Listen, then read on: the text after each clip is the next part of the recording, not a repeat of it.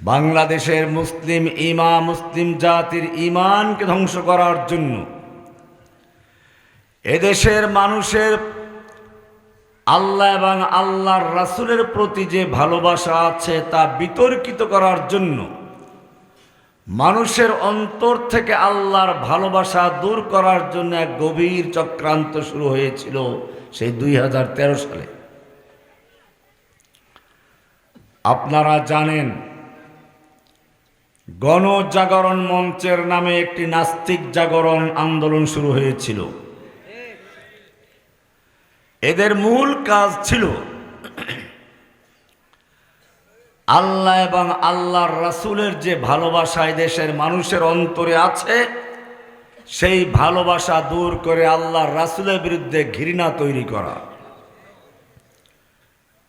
এজন্য তারা বিভিন্নভাবে আল্লাহর নবীর নামে অবমাননাকর নাটক, সিনেমা তৈরি করেছিল। সেই সময় যারা আল্লাহর নবীর বিরুদ্ধে সিনেমা তৈরি করেছিল তার মধ্যে একজন এখন উপদেষ্টা।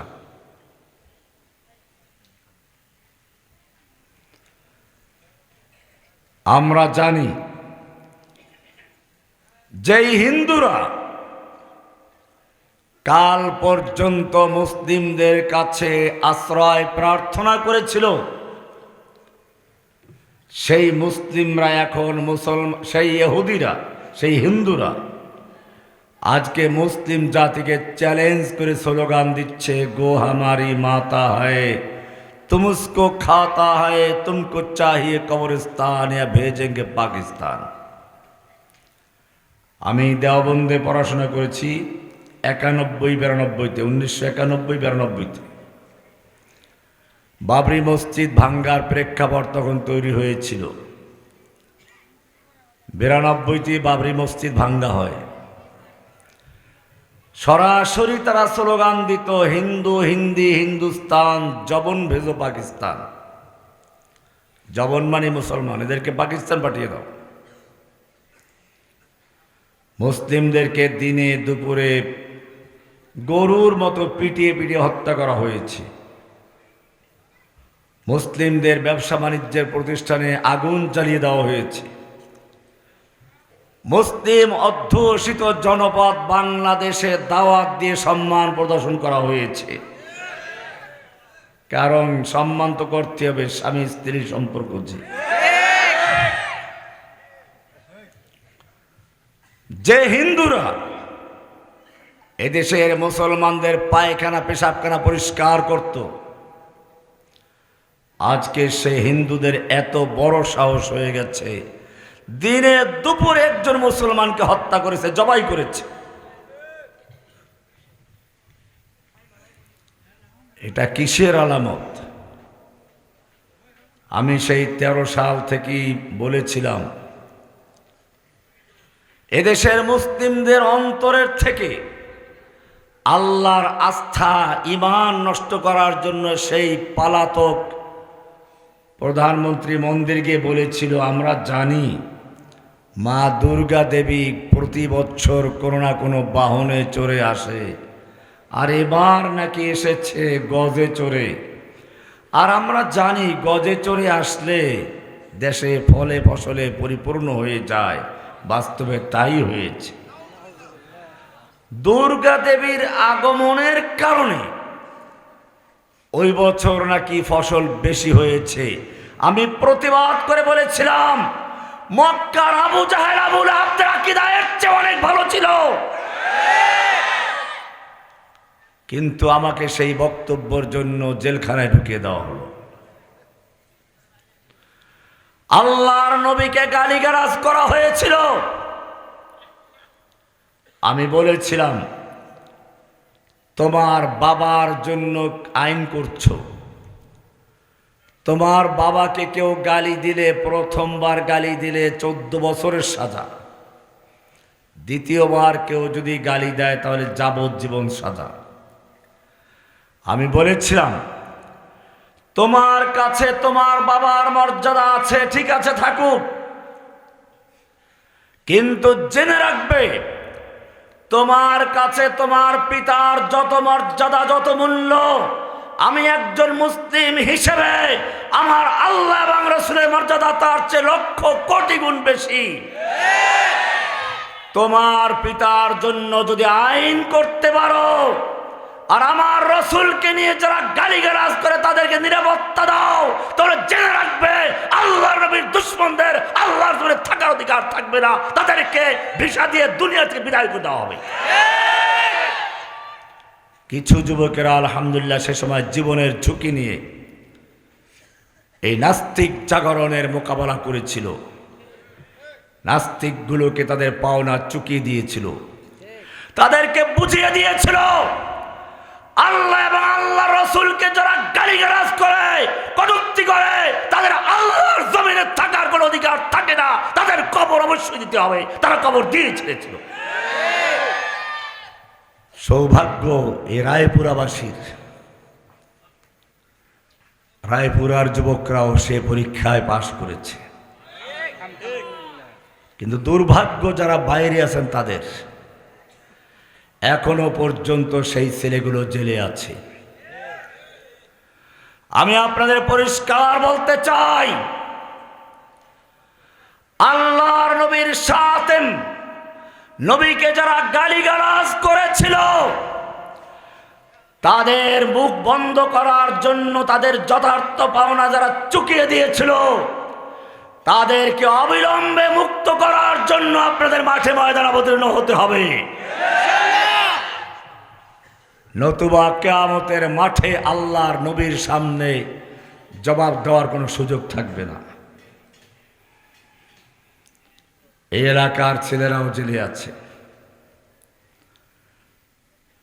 যারা আল্লাহর নবীর কটূক্তিকারীদের যথাযথ পাওনা চুকিয়ে দিয়েছিল। এটা কোরআনের নির্দেশ ছিল। সূরা আহজাব 33 নম্বর সূরার 61 এবং 60 নম্বর আয়াত পরিষ্কার বলা আছে, লাইল্লাম ইয়ানতাহিল মুনাফিকুনা ওয়াল্লাযীনা ফী কুলুবিহিম মারাদ, মুনাফিকরা এবং যাদের অন্তরে ইসলাম বিদ্বেষী রোগ আছে তারা, ওয়াল মুরজিফুনা ফিল মাদিনাহ, এবং মদিনায় যারা গুজব রটনা করে আল্লাহর নবীর স্ত্রীদের নামে, আল্লাহর নবীর নামে বিভিন্ন কল্প কাহিনী তৈরি করে, লা ইল্লাম ইয়ানতাহি, এই লোকগুলো যদি বিরত না থাকে, লানুগরিয়ান্নাকা বিহিম, হে নবী আপনাকে আমি উত্তেজিত করে দিব, খেপিয়ে দিব। কে বলছেন? আমাকে বলা হলো আপনি উস্কানিদাতা, বুলগার হত্যাকারীদের উস্কানিদাতা। আমি বলেছিলাম আমি যদি উস্কানিদাতা হয়ে থাকি তাহলে আমি 3 নম্বর আসামি, আরো 2 জন আছে। বোঝেন না কি বলেছি? লানুগরিয়ান্নাকা বিহিম, হে নবী আপনাকে আমি তাদের বিরুদ্ধে খেপিয়ে দেব, উত্তেজিত করে দেবে। কে বলেছেন? এই আয়াত নাজিল করেছেন কে? কার উপরে নাজিল করেছেন? তাহলে আমি 3 নম্বর আসামি। বুঝতে পারেন না এখন? লানুগরিয়ান্নাকা বিহিম, হে নবী আমি আপনাকে তাদের বিরুদ্ধে উস্কিয়ে দিব, খেপিয়ে দিব, উত্তেজিত করে দিব। সুম্মা লা ইউজাবিরুনাকা ফিহা ইল্লা কালিলা, অতঃপর তারা আপনার প্রতিবেশী হয়ে মদিনায় আর থাকতে পারবে না, অল্প কয়েকদিন থাকবে, তাও মালউনিন, অভিশপ্ত হয়ে। আইনামা সুকিফু, ওদেরকে যেখানে পাওয়া যাবে উখিযু, পাকড়াও করা হবে, ওয়াকুতিলু তাকতিলা, এদেরকে নির্মমভাবে চরমভাবে হত্যা করা হবে, কতল করে দেওয়া হবে। কে বলেছেন? আল্লাহ। কোরআনের ভাষা বুঝবেন, উলামায়ে কেরামরা বুঝবেন। তখন তো সবাই আমার বিরুদ্ধে লেগে গেছিল, আলেমরাও মানববন্ধন করেছে, নাউযুবিল্লাহি মিন যালিক। এখন বুঝতে পারবেন, আরো বুঝতে পারবেন, এইমাত্র না শুরু হয়েছে। আইনামা সুকিফু, মারুফ না মাজহুল? মাদ্রাসার ছাত্ররা বলো, মারুফ না মাজহুল? অ্যাক্টিভ না প্যাসিভ? প্যাসিভ, মাজহুল। মাজহুল কাকে বলে?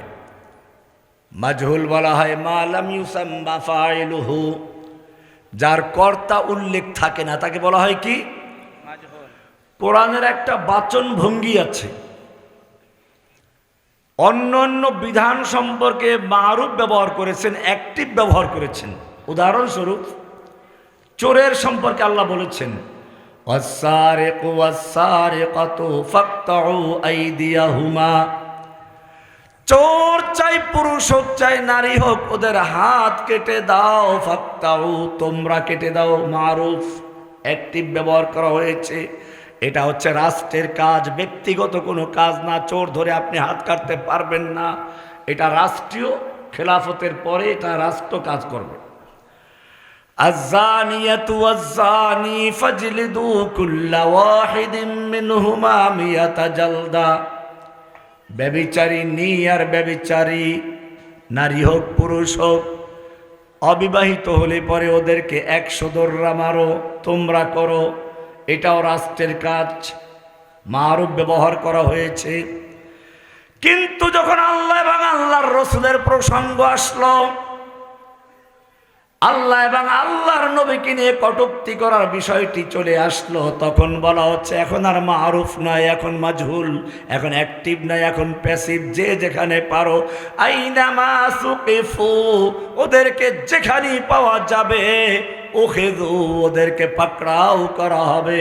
ওয়াকুতিলু তাকতিলা, ওদেরকে হত্যা করো। তাকতিলের মাফউলে মুতলাক মাসদার ব্যবহার করা হয়েছে লিতাকিদ, চরমভাবে, নির্মমভাবে, নির্দয়ভাবে ওদেরকে হত্যা করো। দেখবে না কূপটা কোন জায়গায় পড়ে, কে বলেছেন?